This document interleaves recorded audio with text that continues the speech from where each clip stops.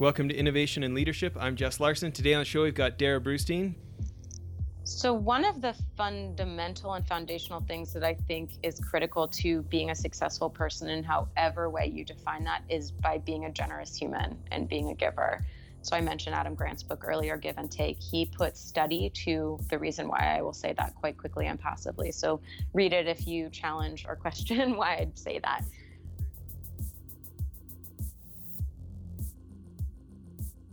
Darrah, thanks for making time. Thanks for taking time.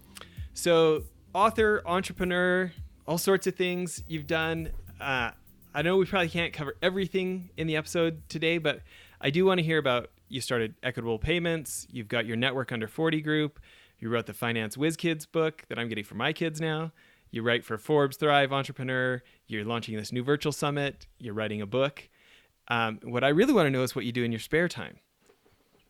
I spend a lot of my spare time traveling, as I know that you know because we're friends, that I'm typically on the road 50 to 60% of the month, and it's usually derived from pleasure, not from business. And then I work along the way.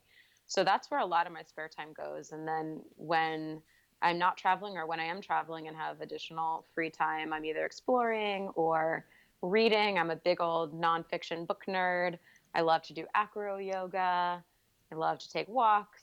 I also really love, like, I'd say my primary guilty pleasure is reality TV. It's how I turn my brain off. What's a nonfiction book that's a keeper? Oh, so many. I'd say my absolute favorite, and the one I reread the most, is The Four Agreements. And if you've not read it, I'd say do it and reread it. It's so simple and so complex all at once. I also love The Alchemist. I love Give and Take by Adam Grant. I could go on and on. I'm actually sitting surrounded by all of my books right now, so I could just go. Love it. Those are great titles.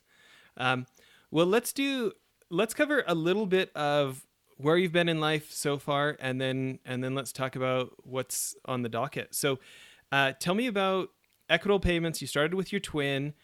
How big did that end up getting? We grew it into 38 states, and we started from nothing, and we still own the company. We had a ton of ups and downs throughout the course of the 9+ years that we've owned and operated it. And it's been a huge feat and challenge to get to that 38 state mark. And now we are really fortunate to be able to passively run it. And tell people what it does.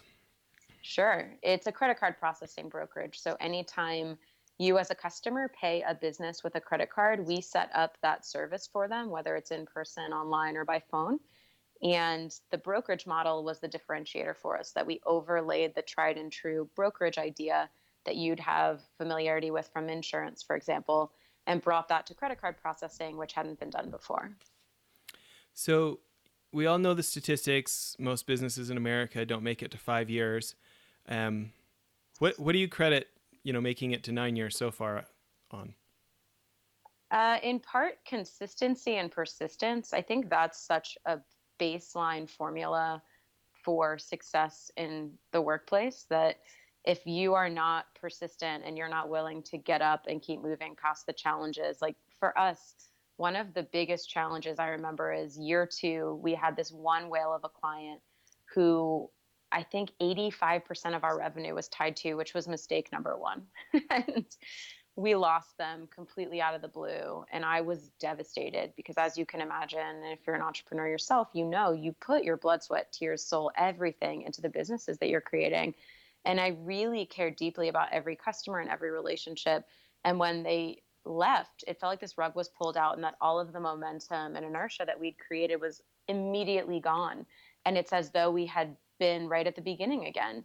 And that wasn't the last. We had 2 embezzlements happen that pretty much also wiped us out at 2 different points later in time. So we continued to have these experiences over the course of the initial 5 years, I believe it was, where we almost started back at zero, and in some cases did start back at zero. And were it not for my persistent belief that what we were doing was good, that the service was valuable, and that we could continue to find success again, then I wouldn't have continued. And, that also took me debunking my own disbelief in myself at times, my own insecurities, It took me telling my family, who was lovingly telling me to quit, that I wasn't going to.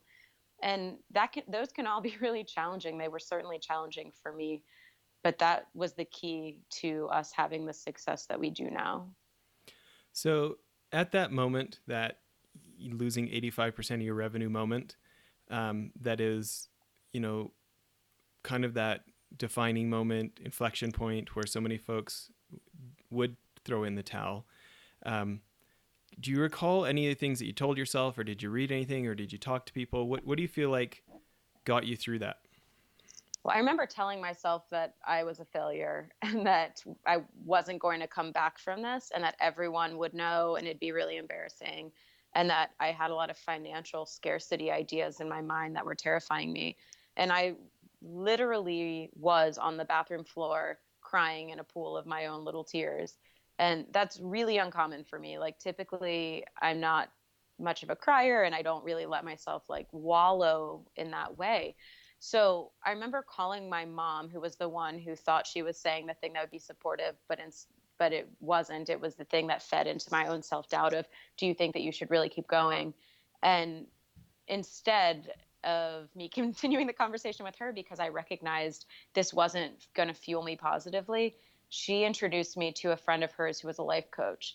And at the time, I didn't know anyone who was a coach. And this woman, Barbara, and I got on a phone call then and multiple times after, where she quite literally helped pull me off of the bathroom floor and helped me to see the future and helped me to look at it more optimistically than I was in that really depressed moment.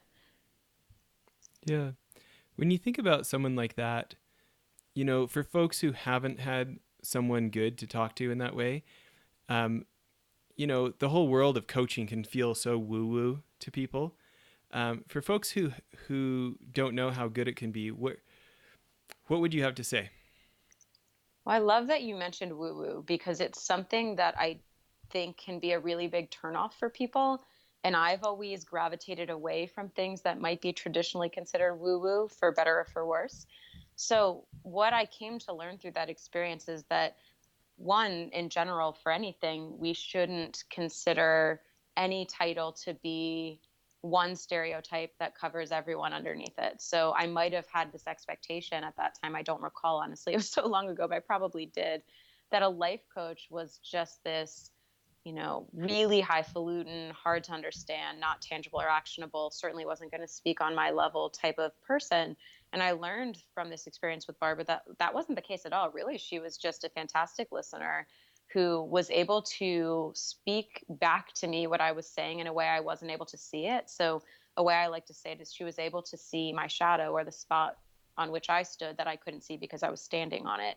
So she gave me a lot of perspective that was hard for me to see because I was so deeply entrenched in it. And she was completely unbiased because she had no skin in the game. She had no real stake. And so it was almost like what you'd think of as a therapist ideally, but you're not necessarily going through the wounds and the traumas from childhood. And it was more of this tangible, actionable, strategic look forward. So it really helped me reshape the idea that it didn't have to be woo-woo to dream bigger or look forward or figure out your next steps and strategies just because someone had the title life coach. And then going from that, you end up building Network Under 40 and then later Network Over 40.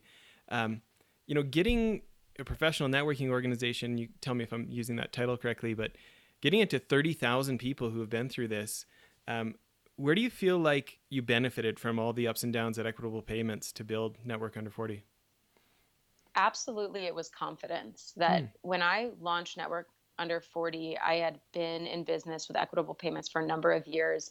And having the asset of my twin as my business partner in the first environment of being an entrepreneur really helped me to offset my fears and doubts about, here's the things that I'm not good at or I don't know anything about yet. I had never studied business, for example. So there was a lot that I knew I didn't know, but I wasn't confident that I was going to be able to tackle it all alone. And so having a business partner who was my twin, who had opposite skill sets, really gave me the confidence to learn a lot really quickly and the ability to do so, which translated into more confidence. So when Network Under 40 happened, it wasn't intended to be a business. It actually was an accident.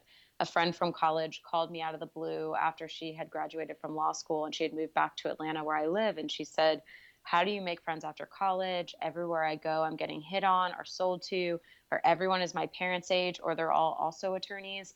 I just want to go out and meet other like-minded people who are my peers, and they're not going to check one of those boxes that I just shared with you.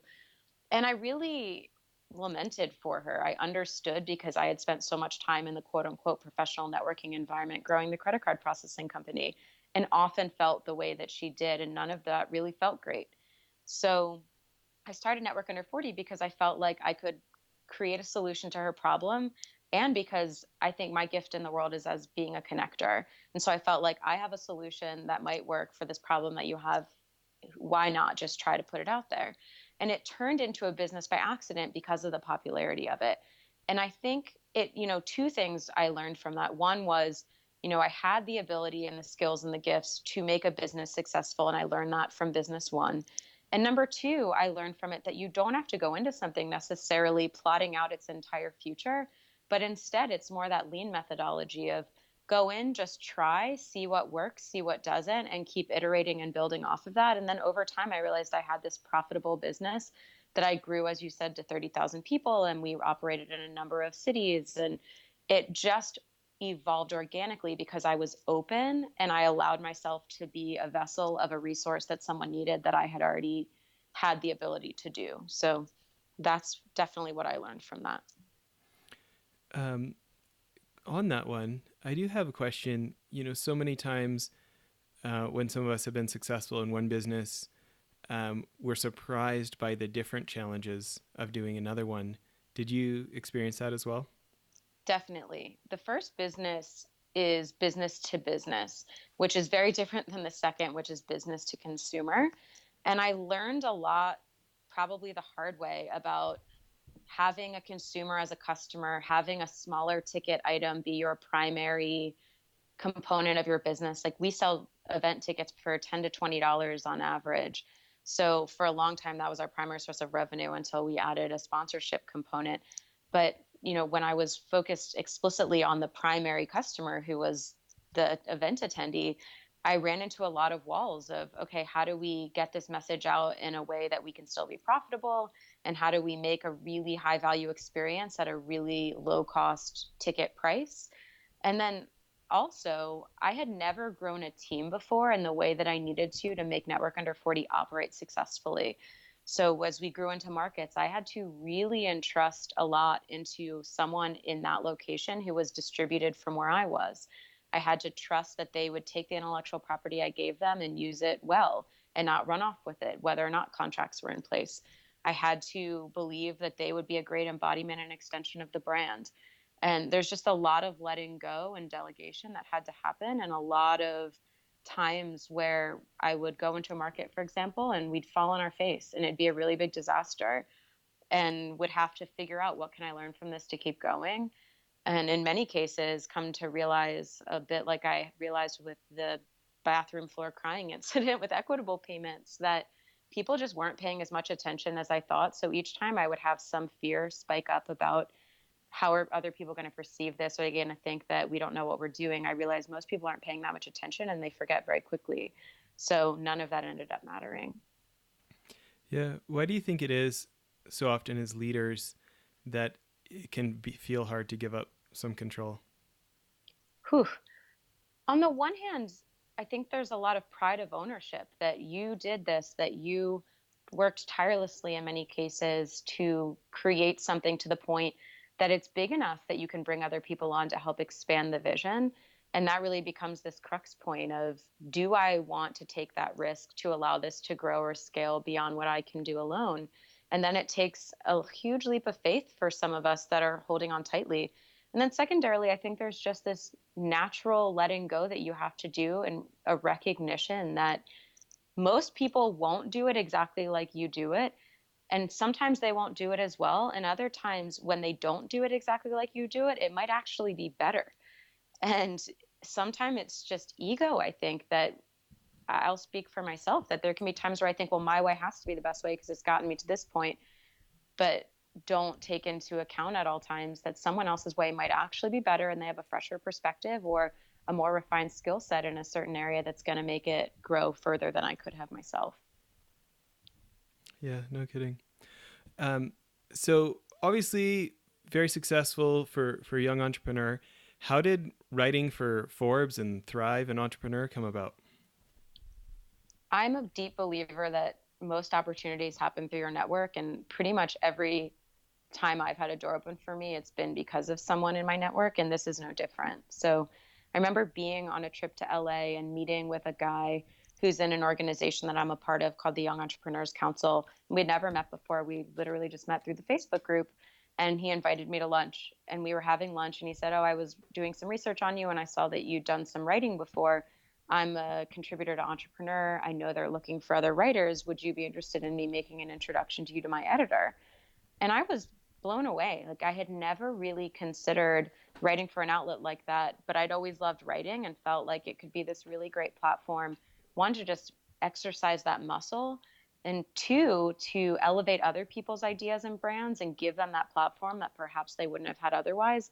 And then as a transitive outcome of that, I learned by doing it that it also had this really great impact for me of elevating my own brand and my own work in a way that I hadn't expected or anticipated, or that wasn't my primary goal in the first place. Yeah. Well, what a what a great platform as well, right? To be able to spread some of the things you're working on. Like, did you start Give It Forward? Was that you? Yes. Tell me about that. So one of the fundamental and foundational things that I think is critical to being a successful person, in however way you define that, is by being a generous human and being a giver. So I mentioned Adam Grant's book earlier, Give and Take. He put study to the reason why. I will say that quite quickly and passively. So read it if you challenge or question why I'd say that. No, great. It's a great book. I love it. Yeah, it's fantastic. And so I started Give It Forward, much like Network Under 40, as a bit of an accident. Basically, what happened was there were several times in my recent career history where I found myself in a bit of a slump, where either I was feeling lost or feeling like I wasn't growing, or I was just kind of down, or things weren't going well for some reason or another. And each time that was the case, I would commit to myself to spend 30 days giving. And what I mean by that is one person every day, I would proactively reach out to them and say, "Hey, I'm committed to giving to someone in my network once a day for 30 days with no strings attached. Maybe I can help you get closer to one of your dreams, goals, ambitions, or otherwise. How can I help you?" And certainly there was a plethora of reactions of "there's got to be strings" to "no way" to "I have no idea." But in many cases, people would open up to me and share, "I'm having this challenge right now." Like, one person said, "My babysitter quit and I need someone tonight. Can you help me find one?" To, "I've had this lifelong dream of playing on every of the 100 top golf courses in the United States. You live in Georgia. Can you get me on Augusta National?" For anyone who knows about golf, which I don't really, I came to learn that Augusta National is one of the hardest courses in the world to play on. And so this gentleman put me on this interesting mission, and I was committed to trying. And the one thing I told him from the beginning, and I told everyone, was, "I'm not promising that I can be a magic fairy and I'll wave my wand and it'll just appear, but I will promise to do my best to try." And so for someone like him, I spent months chasing down every lead I had to people who either were members at Augusta National or knew a member. And I ultimately failed on the one hand because I couldn't get him to play. And I followed up with this guy, Sean, and I said, "Sean, I'm really sorry. I've tried my absolute best and I just can't make it happen." And instead of being upset at all, Sean's response was, "I am blown away by the fact that you have spent this much time and energy and leveraged all these resources to try and make this dream of mine come true when you have no investment in it yourself." And Sean and I now have this really deep, great relationship in a way that before was really fairly surface level, simply because I asked and followed through on that promise. And so I give those examples because then last summer, I mentioned it on Facebook. I said, "Listen, I've done this many times before, and this time I want to do it in community." And so I said, "Who wants to join me?" And within 24 hours, about 300 people said they wanted to do it.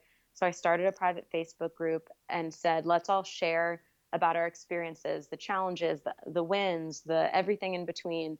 that are resulting from your experience in doing this. And it was this beautiful thing that turned into this Give It Forward movement, where people would say things like, I have a renewed sense and faith in humanity because, things were tough in the United States, especially at that time.